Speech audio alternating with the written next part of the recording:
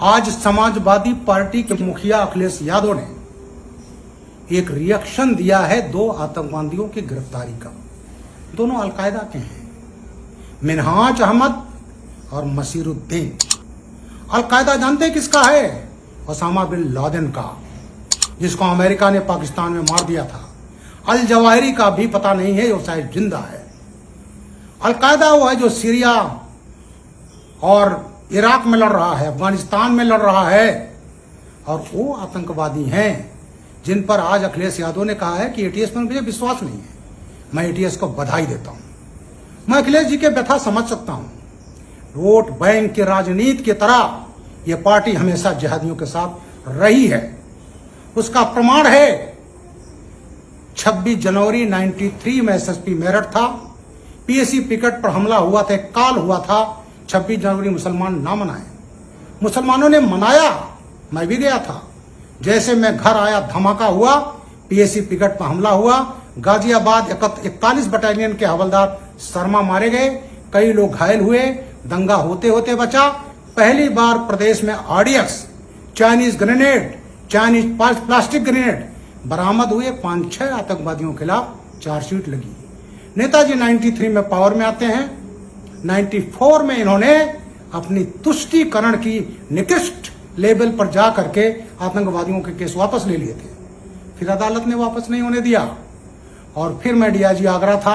95-96 में गवाही देने गया था, सबको आजम कारावास हो गई। अखिलेश जी 23 नवंबर 2007 को यूपी के लखनऊ, फैजाबाद, बनारस की कचहरियों में हमले हुए थे।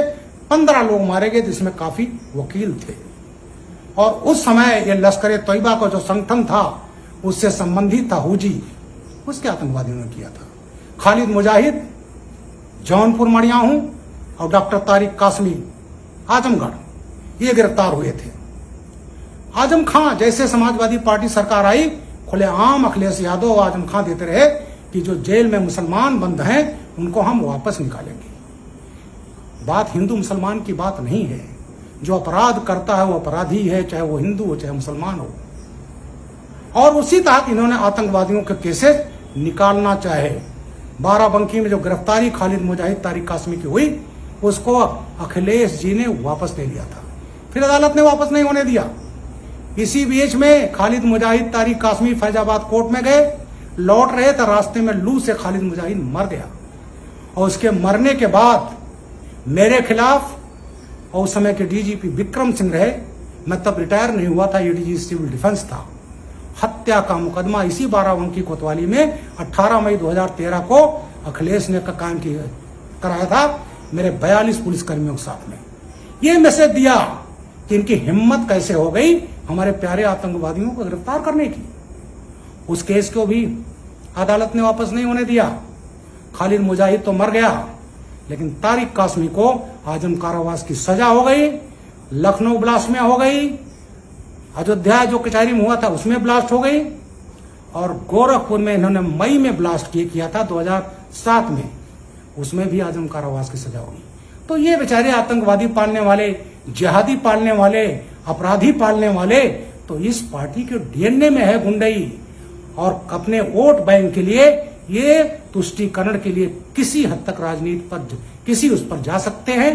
PFI, popular front of India, सभी जानते हैं। लखनऊ में जो सीए पर बवाल हुआ, दिल्ली में हुआ, मेरठ में हुआ, उन सब जगहों पर इन लोगों ने बवाल किए। पीएफआई उसके पीछे थी, उसका पॉलिटिकल संगठन था। वो 2012 में वो भी चुनाव लड़ रहा था, बैंड नहीं है, और अखिलेश जी के फेवर में बैठ गया था।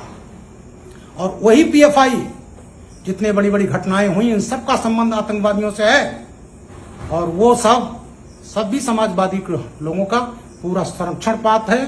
2012 से 17 अखिलेश सरकार रही उत्तर प्रदेश में, और यहां आतंकवादी दिल्ली स्पेशल पुलिस ले जाती थी, एनआईए ले जाती थी। लेकिन इनके कार्यकाल में कोई भी आतंकवादी, अरे जब डीजी के खिलाफ मुकदमा कायम करोगे, रिटायर्ड डीजी के खिलाफ करोगे, एसपी के खिलाफ करोगे, तो किस इंस्पेक्टर, किस मातहत की हिम्मत है कि वो आतंकवादियों के खिलाफ मुकदमा करे।